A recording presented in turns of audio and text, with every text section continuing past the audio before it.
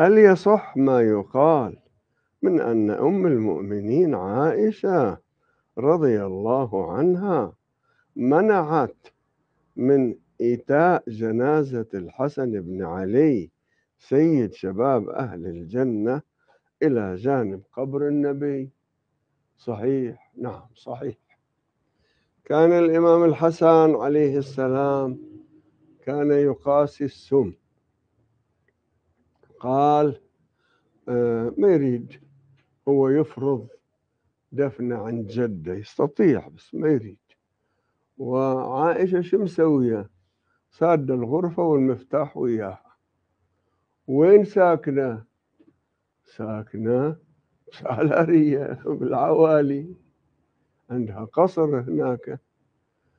يقول بعث لها، قولوا لها أن الحسن يريد أن يدفن عند جده. قالت أهلا، حبا وكرامة، أصلا بقي مكان قبر وأنا ما أريد أدفن هناك، هذا إلهك يا أبو محمد. طيب، فلما توفي الإمام الحسن عليه السلام أوصى الإمام الحسين، قال له هذه لا تعتمد على كلامها، وأنا أعرف ماذا ستفعل بجنازتي، فأنا أوصيك أن لا تريق في شأن دفن جنازتي محجمة دم أبدا، مو وقتها، تحمل يا أخي. إذا ما قبلت هي أدفن عند جدي، خذني إلى البقيع. طيب، الإمام الحسين عليه السلام دعوه. يقول يوم وفاة الإمام الحسن كان الناس مكتظة شوارع وسكك المدينة، أهل المدينة العوالي، يقول إذا رميت إبرة ما تنزل إلا على واحد. طيب، أخذوا جنازة الإمام الحسن وأدخلوها إلى جده مروان بن الحكم، هذا الوزغ ابن الوزغ لعين ابن اللعين، ركض إلى بيت عائشة العوالي. قال لها يا عائشة أدركي أباك وعمر، يردون يدفنون ابنهم عند جدة، وإذا دفن الحسن هناك لم يبق لأبي بكر وعمر ذكر. إي والله. يقول له أنا أجزته. يقول له يلا دبريها. قالت ماذا أصنع؟ قال له هذا بغلي اركبي عليه مسافة.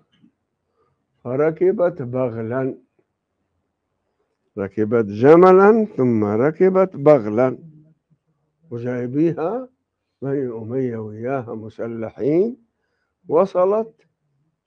وصلت إلى مسجد النبي صلى الله عليه وآله، صاحت أخرجوا ابنكم من بيتي، لا أحل لكم أن تدفنوا الحسن هنا.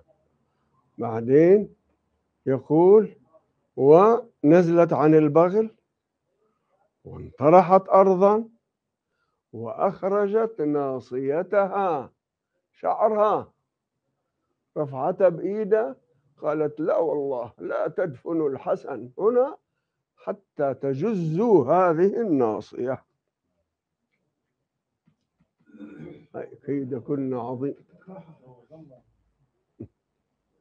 والإمام الحسين عليه السلام جاوبها ابن عباس، جاوبها ابن حنفية، سبوها.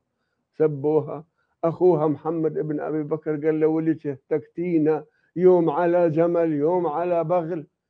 قالت له والناس يقولون يوم الجمل. قال له ايش ناسين الناس.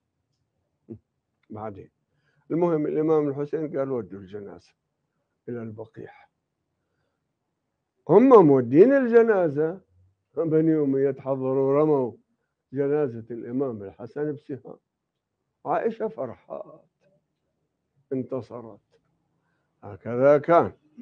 ولذلك عندنا نحن أيها السائل، عندنا أن الإمام الحسين في ذلك اليوم طلقها. طلاق النبي جعل طلاق نسائه بيد علي، من عصتك منهن فطلقها طلاقا يبرأ منها الله ورسوله. أمير المؤمنين في البصرة هددها، قال تذكري يبرأ الله منها ورسوله؟ قال أرجع. هي تريد تبقى بالبصرة وتجمع أنصار وتحاربه مرة الأخرى. طيب هنا الإمام الحسين معنى طلاق الزوجة يعني حق الحصان الشرعي الذي هو لزوجات النبي يرفعه عنها. هذا حكم شرعي جعله الله بيد رسوله، رسول الله جعله بيد علي، علي جعله بيد الأئمة عليهم السلام. فنحن نعتقد أن عائشة ما لم تبقى من أزواج النبي ولا أم المؤمنين، ولكن هم لا يقولون لأحد أم المؤمنين إلا عائشة. أنا شفت العلامة الحلي رحمة الله عليه يقول عجيبة، ما يقولون لي بقية زوجات النبي أم المؤمنين، بس عائشة. أنا اتبعت أم سلمة ولا مرة واحد يقولها أم المؤمنين، بس العائشة.